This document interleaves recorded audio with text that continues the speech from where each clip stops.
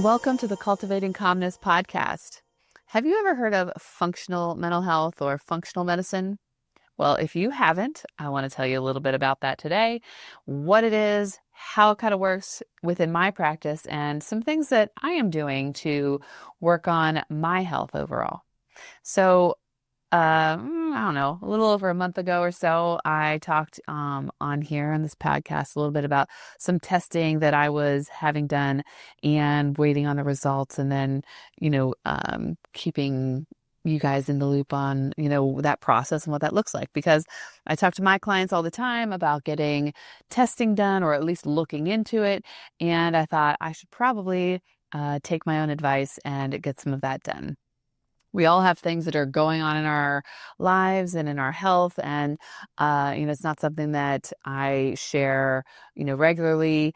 Or, I don't talk to my clients about the things that are going on with me per se, but I know that things could be better, but I didn't really know what those things were.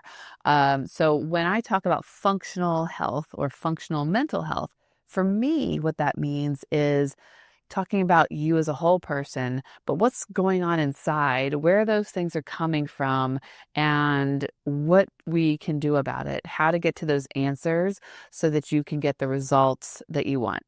In my office, what that might look like is you coming in talking about your depression, your difficulty sleeping, your anxiety, and I may ask, what is your diet? What does your diet consist of? What kinds of things are you eating? What kind of products are in your home? Do you use certain maybe detergents or scented things, or are we eating like organic food? Are we eating whole foods? Are we eating a lot of snack foods? What time of day are we eating? Now, I'm not a nutritional expert, but I do know that information can provide insight into how you're feeling, why you're feeling that way, and potentially some things you can do about it.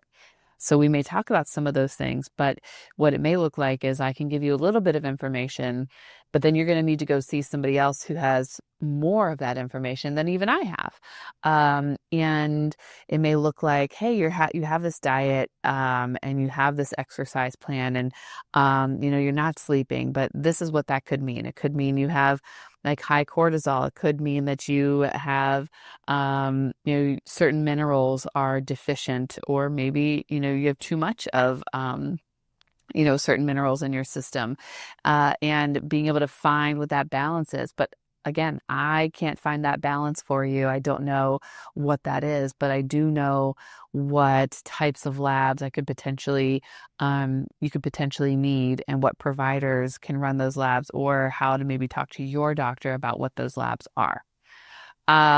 So functional mental health to me is looking and exploring that root cause. Where are these symptoms coming from? You have these symptoms, and there is something about them. There's a reason those things are happening. Some of those we may be able to explore in the therapy room.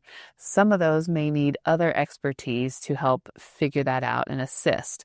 And then, whether that's me communicating with another provider, with your permission, or whether that is you bringing back that information, we can incorporate what you have learned about, what's going on, whether that's via testing or something else. We can incorporate that then into your treatment, and then I can continue to encourage you to seek that treatment, or to continue with those certain habits that maybe you need to take part in. Maybe, your doctor or provider has said, stop eating sugar and gluten and dairy, and you come in and you talk about the coffee that you got, and I might say, hey, how does that align with the no sugar, no dairy that you talked about? Or what are some alternatives, right? So it may be me helping you with those tasks and those goals that you have, because that's going to affect, everything about your life. So for me, I got a hair mineral analysis. So that was, it's a little scary because I have hair that's like falling out. And so I have some suspicions as to why that's happening, but I don't have the answers. So you go around your head in different areas that it specifically told you where to cut it from. And you're supposed to like cut your hair, as close to the scalp as possible, but you're not like taking out the roots, at least not for this test. And then you're cutting like an inch of hair. from the root. So then you're cutting off the rest, and then that's just going in the trash. And you send that in, and then they do what they do with your hair, and they see what the minerals are or are missing from your hair, or what was testing for heavy metals. So those are going to show up. Now I don't know how to read all of the results. So the results are back from the hair mineral analysis. I had a GI map, so that's a stool test, and that's super fun. And you take some sample of your stool, and it goes in a little tube, and you ship that off, and they run a bunch of tests on what is in that to determine, what they're seeing. So that could be an overgrowth of kind of bad bacteria. It tells you how much of your good bacteria, if it's too high, too low, or just about right. It may tell you if there's like parasites or worms or anything in your stool, if there's any kind of infection, and it's in your stool, but that it's going through your GI tract. And so if you have things that show up, it's saying that, that is stuff that we have found that's in your GI tract, and we, need to figure out what to do about that. And then also I did just some like blood labs. I'm losing what it's called right now, but your typical thing, you go in, and when you get it from like your CBC, I think is what they call it. So all those levels, your heart, and like vitamin D and cholesterol, and then I got some thyroid and some hormones tested. So a bunch of labs. Now it's by no means all the labs that could be run. That's probably unnecessary. The way my provider is working with me is to, like, we're going to start here. We're going to see what it says. And then from there, we're going to determine if there's additional testing that maybe is needed, or if we work on some changes and we try to fix things and, do everything the right way.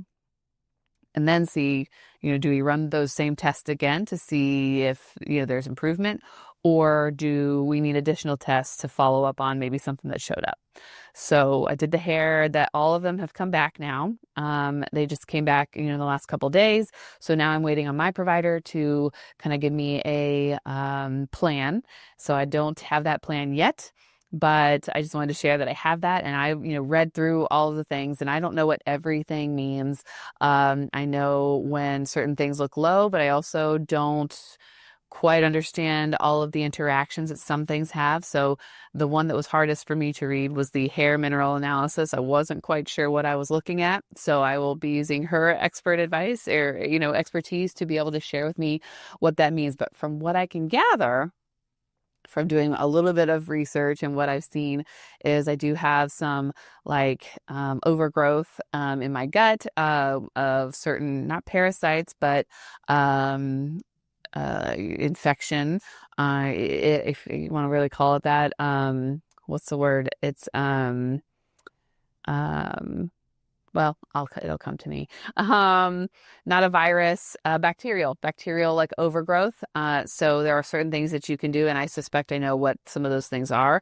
So it's kind of you could take antibiotics, or you could take some, which I would prefer not to do, some natural type antibiotic type of things like oregano. Oil of oregano would be something you could take. 𝗓𝘂𝗵𝘁𝗗𝘂, or other similar things can kill off some bacteria, and so you want to do it the right way. You want to have binders if necessary. So when you kill off something, you may need a binder to take that and carry it out of your system.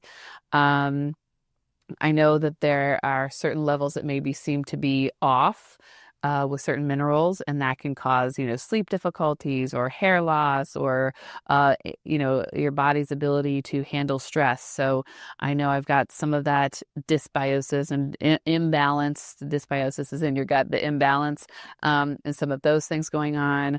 I talk about vitamin D with all of my clients, and I have low vitamin D, and I suspected I had low iron. I have low iron. I have low copper. So things that I was readily able to see in my results.